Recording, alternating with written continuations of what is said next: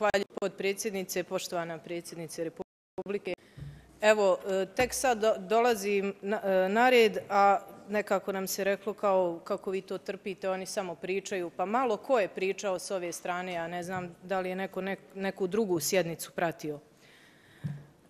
Dakle, jasni smo bili u ime kluba, gospodin Crnadak, u osudi onog što je uradio Ustavni sud u odnosu na tu odluku i na ono što izjavljuju lideri Bošnjaka u Bosni i Hercegovini. I tu nema nikakve dileme i oko toga mislim da se svi slažemo. I nije problem ni da se složimo oko ovakvih stvari. Ali poziv na jedinstvo koji je izrečen sa svečane govornice je bio takav da ja stičem utisak da je zaista bio licemjeran. Usaglase se zaključci i ja tim zaključcima mogu da dam šansu. Možda se ne slažem na način kako su, možda u nekom toku, možda mislim da je možda trebalo drugačije, ali može da im se da šansa.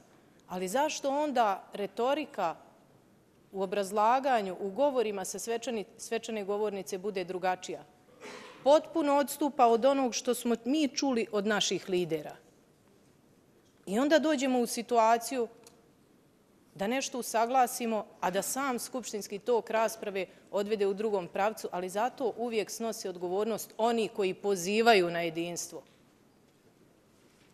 I to je jednostavno tako. Vi treba da obezbijedite uslove da osigurate to jedinstvo. Da li ste sposobni? Pa za ovih 15 godina ste nebrojeno puta dokazali da to niste. Meni je žao što je to tako. Zašto u programu reformi koji je poslat nije definisano pitanje stranih sudija? Zašto pitanje stranih sudija i što je skoro jednako pogubno kao strane sudije, a to su sudije sa političkim, koji su bili ili jesu visoko pozicionirani politički prvaci određenih stranaka, zašto ta pitanja nisu našla svoje mjesto u principima formiranja vlasti? A izjavljeno je, nema formiranja vlasti dok ne odu strane sudije. I onda, umjesto da danas govorimo o načinu kako riješiti problem koji je napravio Ustavni sud, mi dođemo u situaciju da pričamo o sasvim jednoj drugoj temi koju neko nametne kada izađe za svečanu govornicu i kaže goodbye BiH i onda pričamo o referendumu. Za mene je katastrofalno da se u istu ravan stave riječi goodbye i referendum. Referendum je jedna ozbiljna riječ.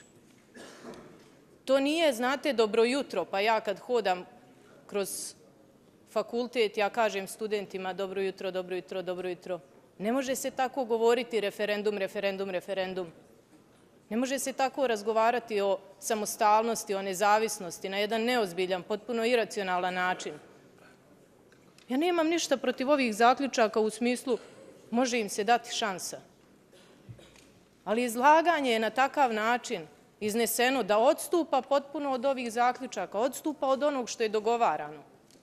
I da li neko zna kada kaže riječ referendum, a kaže ja ću snositi političku, kako kaže, politički sam spreman stradati? Ne, to nije samo pitanje političkog stradanja. Da li zna koji preduslovi treba da se stvore u društvu? Nije samo politika ta koja treba donijeti nezavisnost. To treba da bude jedan široki konsenzus akademskih krugova, intelektualnih, kulturnih. Kada kaže prisajedinjenje ili ujedinjenje sa Srbijom, da li zna da to mora biti sve srpska misao i Beograda i Banja Luke i svih instanci društva, ne samo političara? Nema tog pojedinca, nema te političke strukture koja može reći ja to radim zato što ja hoću jer je neko udario šakom. Ne, to se ne radi tako. To se ne radi tako, s tim se ne igra. S tim se ne igra na način na koji se ovdje igra. To je jedno ozbiljno društveno pitanje.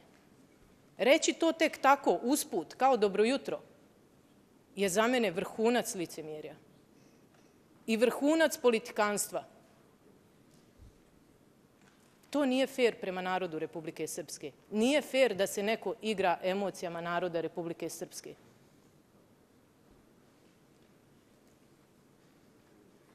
Dugo sam razmišljala o tim mogućim pravcima kojima Republika Srpska treba da ide trajno. Trajno. Da li mi znamo gdje idemo? Da li mi znamo koji su koraci nakon ovih zaključaka?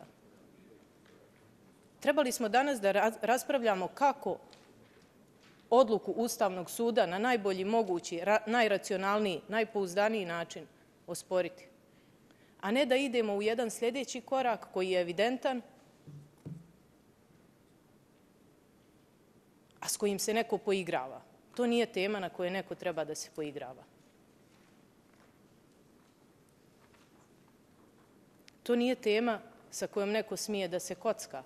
A konstantno se kocka. Neko je izbrojao koliko puta je najavljen referendum, pa je neko rekao 36, neko 41, neko 43.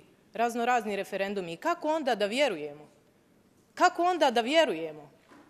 Kako da vjerujemo pozivu na svesrpsko jedinstvo kada smo sličnu situaciju imali kod smjene Senada Bratića? Pa se onda najavljuje da će biti vraćen. I ako je nešto cilj za Republiku Srpsku, a ja ću reći svoje viđenje, onda trebaju sve aktivnosti, sve akcije, svakodnevne, svaki dan, svaki sat, da budu usmjerene ka tom cilju, a ne da malo to najavimo, pa da se onda povučemo, pa da formiramo vlast, pa da se grlimo u Domu naroda, da slavimo zajedno sa onima od kojih želimo da se... Jer su vam evidentno često te blagodati, te vlasti vrlo slatke. Ja ne vjerujem lično u to. Moram reći ovdje kao građanin, kao čovjek iz naroda Republike Srpske, kao Srbin, Srpkinja. Evo, na kraju krajeva ne volim to da potenciram, ali kao majka.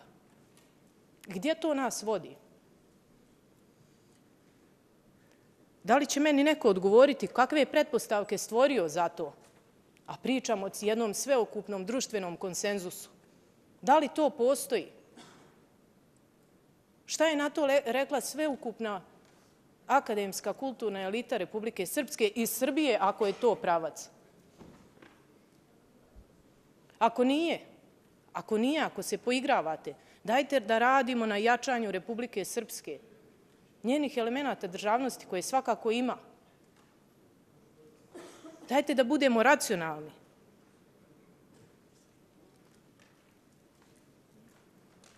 Da jačamo, gradimo Republiku Srpsku, a ne da se sa njom poigravamo. I što je najgore, da se poigravamo sa narodom Republike Srpske. I ovdje se dolazi u jedan paradoks. To je poznati filozofski paradoks lažova. Kad on kaže ja sam lažov, da li ja sad govorim istinu ili lažem? Vi ne možete da utvrdite. To je paradoks. Tako je slučaj i ovdje. Ja ne mogu da utvrdim istinu u kom pravcu se ide. Jer je referendum toliko puta najavljen i da ja već znam da je to može biti laž. Kako čovjek da podržava i kako da gradi na tom stubu politiku? To nije politika, to je poigravanje. To je licemjerno. I da li neko zna zapravo kako se proglašava nezavisnost? Da li zna? Pa ne zna. Ne zna. Ako se vodi nekim primjerima, onda će vidjeti da te zemlje već dugo rade na tome. Ali nema malo krenem pa stanem. Pa krenem pa stanem, pa tako već od 2006. godine.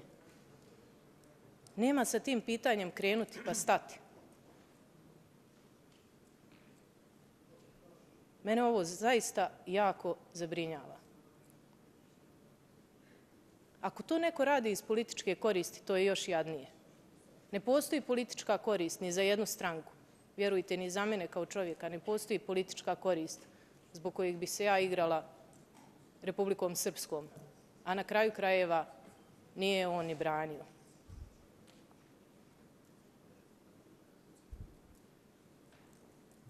Zbog svih onih ljudi koji su je branili, ovo je krajnje licemjerno.